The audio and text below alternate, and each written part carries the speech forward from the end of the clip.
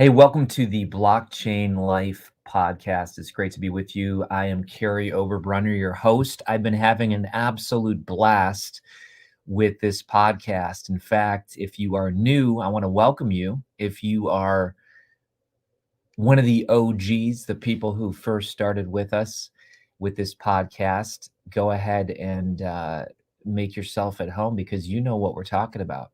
We're talking about really how your world is connected and protected, and how blockchain technology, expressed often through smart contracts, cryptocurrency, NFTs, non fungible tokens.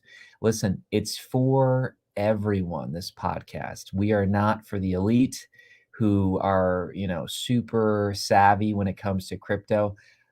I'm learning with you. So I'm bringing a ton of experts on. This has been so much fun. And here's really my passion. Here's why I'm doing this. Sometimes I have my co host, Eric Diaz. Other times I have a guest. Today I'm just talking to you one on one. And here's why I'm passionate. I'm passionate because I believe blockchain technology is literally affecting or going to affect every single person in the world. It would be foolish for us to say, you know what? Blockchain is going to affect everybody but these five industries or these three, just like the internet has affected every single person on the planet. And you might say, Kary, really, what about those people in these tribes, in these backwoods places that are uncivilized or whatever? You know what, a lot of research has been done that shows that they have a solar panel in that village, and they have oftentimes a phone that is telling the village about the weather, about news, even about sports at times. And so we are bringing more and more people, quote, online. There's 6 billion people that are unbanked, that cannot get finances like many of the listeners here. When they try to work in places and send money back to their families, many times these families receive much less because we make it so complex for funds to be transferred across different regions. So I believe that cryptocurrency, blockchain, NFT, smart contracts, I believe it's where we're going. And for me to bury my head in the sand and say, you know what, I'm just not going to dive into that because it's complex. Maybe I don't have a passion about it. I'm just saying that I've always been, if you followed me for, I don't know, I think the first time I ever did a blog post or book was 2003. I started writing. If you followed me for any length of time, you know that I always want to introduce my audience to kind of what's coming. And I've done this throughout my years. It's a deep love of mine because, in fact, I wasn't even planning on this, but I do have a book here because I'm going to be doing an interview later today on this book. Very old book, 2008 or 9 maybe. But whenever I don't understand a topic, I write a book about it because I know that me having to dive in and master it forces me to understand it, and then I can communicate it in a simple way. So that's my strategy with blockchain. So let's jump in today. Oh, by the way, if you are liking this podcast, if you are feeling like it's serving you at all, please go and rate it, review it, and share it. So rate, review, share. Why do I say that? Because listen, I just put the Igniting Souls podcast to rest after, I think it's been 7 years and 400 episodes.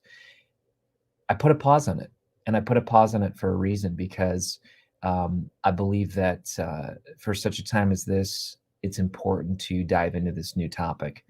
I still have a passion to ignite souls, but I believe blockchain technology actually exponentially increases that potential. So let's talk about NFTs today, non-fungible tokens.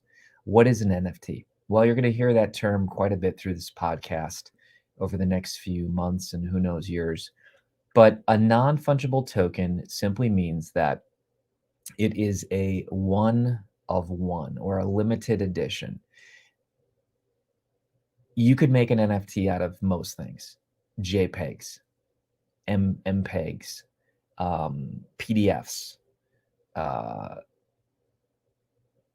PNGs, many types of files you can turn into an NFT. What it basically does is it says that it plugs into this component of art.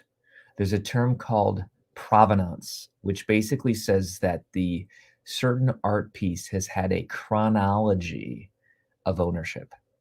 And it's very hard to do this with JPEGs. I mean, who can say that they ever created the first image of something? Once it's copied on millions and millions and millions of computers, it's very hard. And because it's very hard, it's not scarce. We know that in the world, what makes something valuable many times is the scarcity component. This is why if you have, for instance, a Babe Ruth rookie card, it's valuable because there's people who desire that, and there's a limited amount of Babe Ruth rookie cards. Well, imagine today that you can take a file, an image, a picture, a movie, whatever, a PDF, and you could essentially create one of one.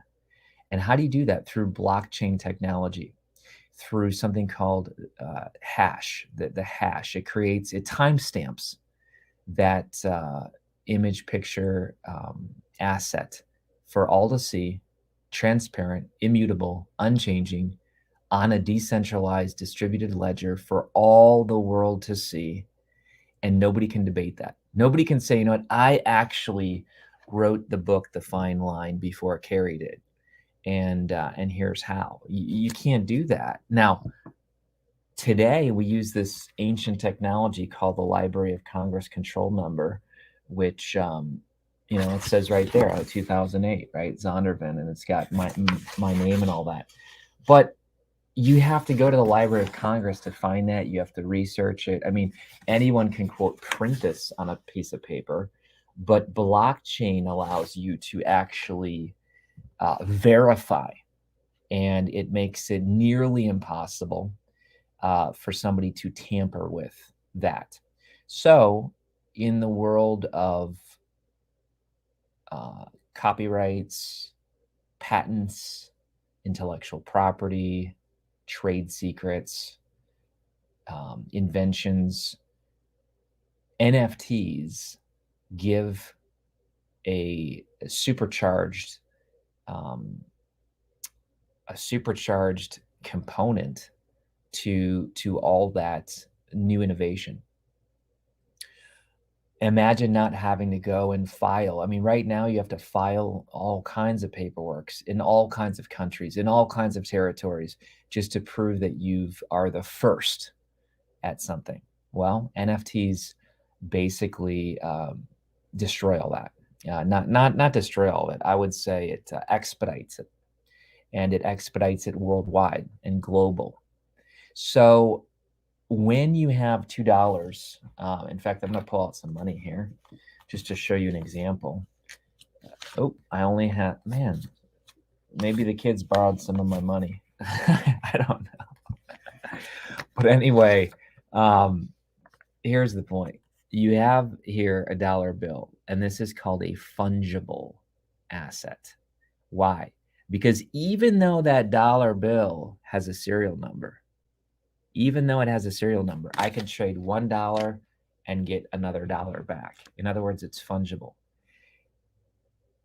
I could have $5 and I could change 5 single dollars for a $5 bill. Again, they're different serial numbers, but they all have the same value. Well, a non-fungible asset is something that is unique. The Mona Lisa, there's one of one. And so that drives the price very, very high, the value.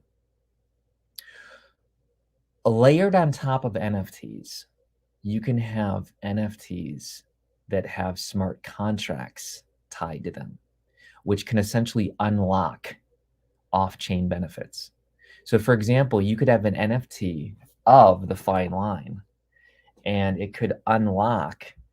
So you might say, how do you have that, Kary? Well, on my phone, I could, in my digital wallet, have my NFT of my book, and I could create limited amounts of those NFTs. And those NFTs could unlock certain off-chain benefits, like a t-shirt, like a coaching call, like a conference ticket.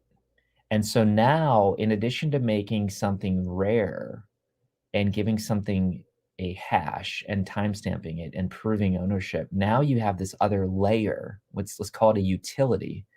And this other utility allows you essentially a digital key to unlock many, many, many, many benefits.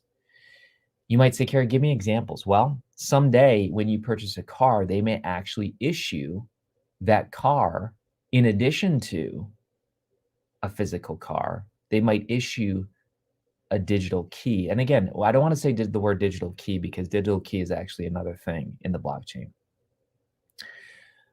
So let's not use that term. But what I want to say is that it's a digital representation of a physical object, many times an NFT. And so you could essentially prove ownership with that NFT. You could say, yeah, I'm the owner of that car because here's my title, but I also own the NFT. And the NFT could actually serve as a smart contract. And with the technology the way it is, that NFT could unlock you to, let's just say, you own a Hummer. Well, let's say that they have a Hummer festival, and the way that you get in is for all Hummer owners to show their NFT, which proves the ownership of Hummers. So now you can see the community layer that's put upon NFTs. It doesn't stop there.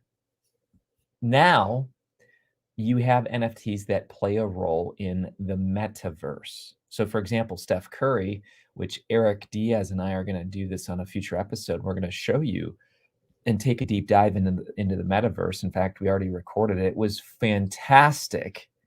Eric was amazing. You have to listen to that episode coming up on the metaverse. But now you can essentially have NFTs that are NFTs that you would, quote, wear in the metaverse. So now, check it out. I mean, I know this is like mind-blowing, but now you can have, think of everything in this world right now that you see could also become a corresponding NFT. So it's here in the real world, but it could also be existing in the metaverse. And you might say, why is that important? Well, why was it important when you got Air Jordans as a kid, right? Why was that cool? Why is anything, why do we even have brands? Seriously, why do we even have brands? Brands create, I'm looking here at Lysol wipes. Brands often create confidence, okay? Brands can create status. Brands can create community, a sense of belonging. Brands are huge, and the psychology, and we don't even have time to get into that. We'll bring in experts on branding and digital branding. I have so many exciting guests. Oh my gosh. I'm already booked out several months because people have heard about this podcast, and I'm just reaching out and saying, hey, you're an expert in blockchain technology for the military. Hey, you're an NFT artist. Come on. Hey, you have you're in the law field. You're a lawyer who's considering what are the ramifications of blockchain technology. Folks, this podcast, I am going to bring you all of life. Okay, that's why I think the beauty of this podcast, it's not just cryptocurrency. It's not just smart contracts. It's saying, how is blockchain literally affecting everything and everybody? And what I already know is true, this podcast is going to be massively dated. We're going to listen back to 6 months ago episode, and we're going to laugh and say, oh my gosh, she was talking about that, and now look at that. That's already happened, and now it's so much more advanced. That's okay. It is absolutely okay. I'm learning with you, and that's the heart that I have in this podcast. So every single thing that you see could also have a corresponding NFT. What gets really exciting is when these NFTs have utility or use in the real world. So you could technically earn credits in a metaverse game, and then you could go to the gas station and cash in those credits for refreshments or paying for your gas tank. I mean, folks, this is happening. The two worlds are blending. So whereas, Matrix 1 we might have seen back in 1999 and said, "Oh, wow, that's crazy."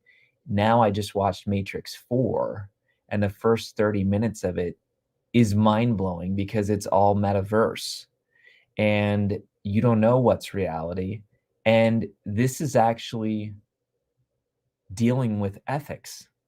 I mean, I'm just gonna get into I'm just gonna drop something on you here, but these are things we need to think about. Seriously, there's a whole industry called sex tech. And you might say, well, gee, why are you even talking about that? Hey, listen, sexuality is a part of humanity.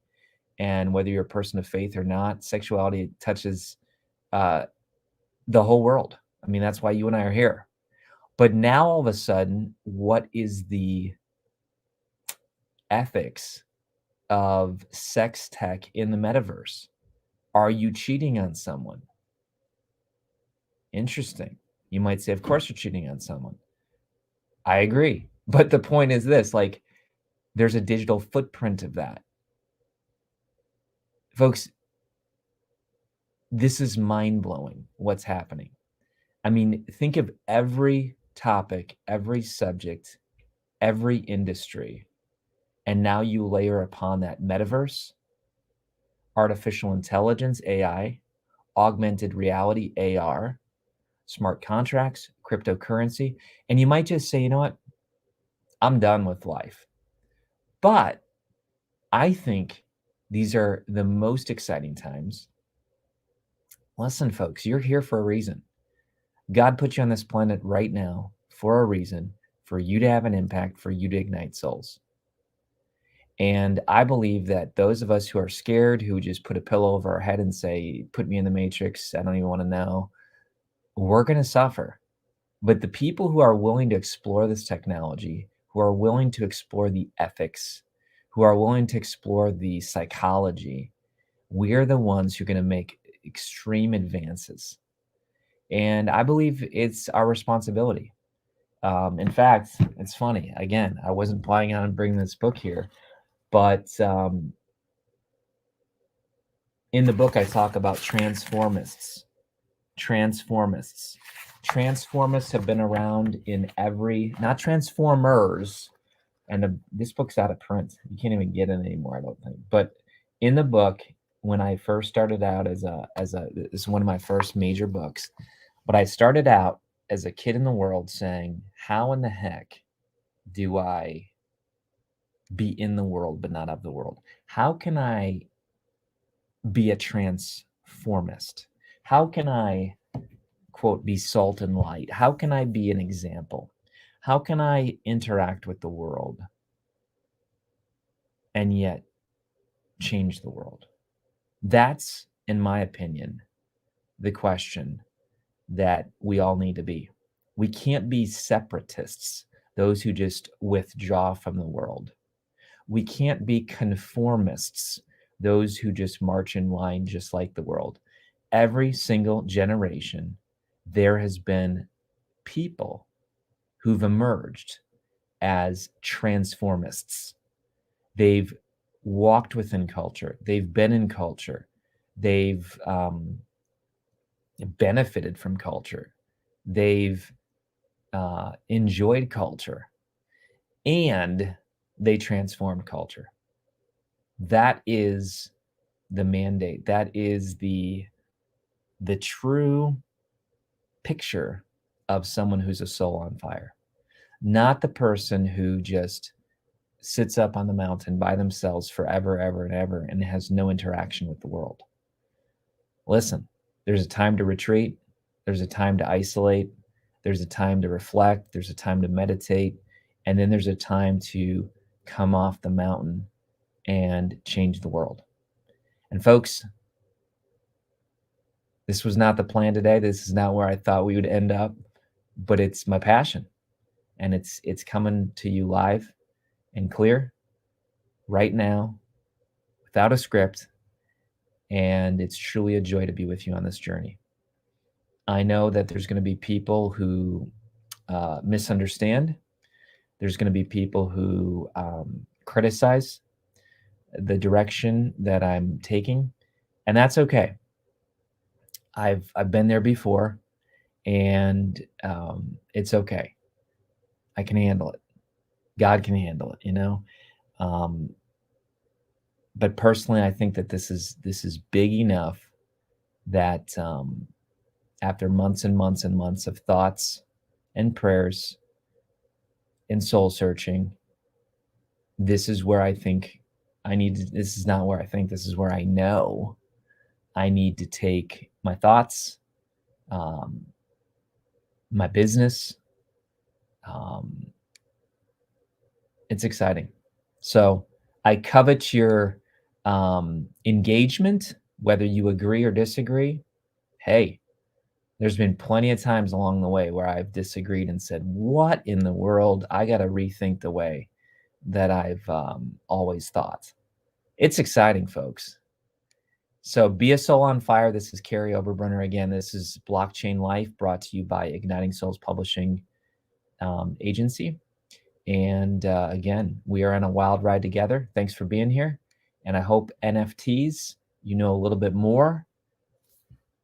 You probably know about that much. I probably know about that much. NFTs are being reimagined, and we're going to see so many more use cases of NFTs. We're just getting started. Take care, be a soul.